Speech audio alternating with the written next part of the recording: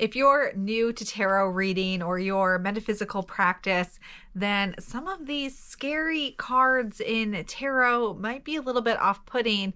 And based on what you've seen in movies or pop culture, they might seem like more than meets the eye, or something that they're not entirely. I'm Sarah, founder of the Sisters Enchanted, where we have been helping women who are emerging on their spiritual journey and who are looking for their next chapter of life to begin, find that magic and their confidence.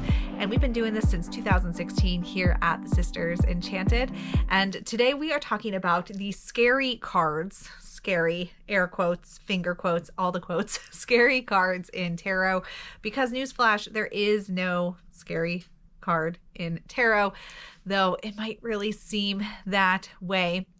The bad cards don't have to mean doom and gloom. In fact, these cards that give us the kind of most inner reaction, the biggest inner reaction, where we're not quite sure what to think. Does this feel bad? Is this a bad omen? These are the cards that have the biggest personal reflections for all of us. They are the ones that are encouraging us to change our perspective, shift our thoughts, and expand in ways that we might not be ready to expand in yet. And that's could be why they feel so strange. Now, take the Suit of Swords, for example.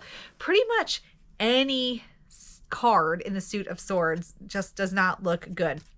But we've got the Nine of Swords, which really is like the nightmare card. We've got the 10 of Swords. Who wants to pull the 10 of Swords with 10 swords sticking out of your back? Of course, the classic Three of Swords, the heartbreak card.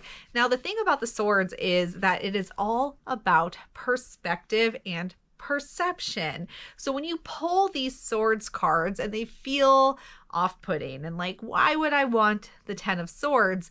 It's important to remember that it is all about your perspective. So instead of focusing in on the person who's lying face down with 10 swords stabbed in your back, what we want to consider is, how did those swords get there? What do they represent? How can we roll over and pull them out? Or what do we need to do to remove these thoughts from the back we feel like that they have dug into?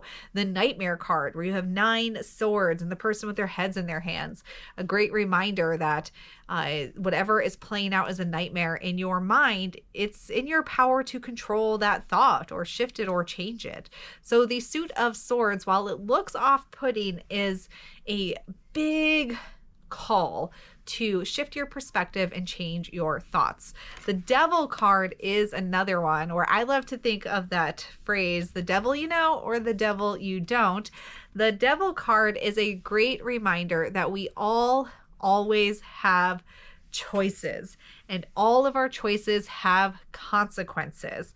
So which consequences are you tying yourself to?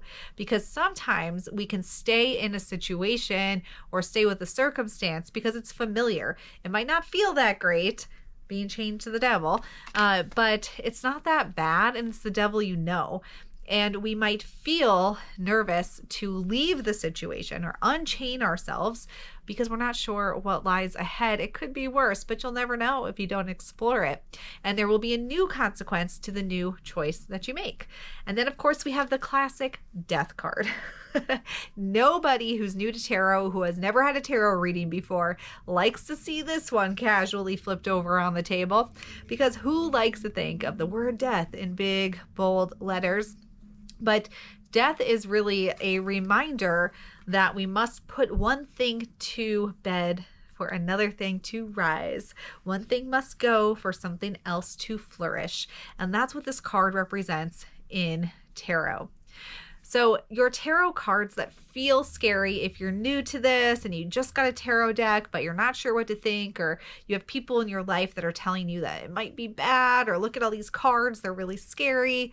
They are considerations for you to make. They are invitations. They don't mean exactly what the imagery portrays, but that imagery is there to light something within you so that you get a little squirmy. And I would even say, consider what happens if I avoid this squirm, this squeamishness that's rising up in me? What am I staying comfortable with to avoid the discomfort of growth or thought or thinking of something from a new way, like bad cards as good cards?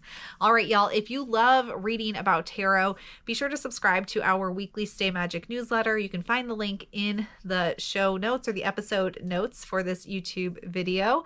And every week I feature a tarot card. I'll give you a little bit of information about it, but I'll also give you a journal prompt so that you can connect to the card in your own unique way.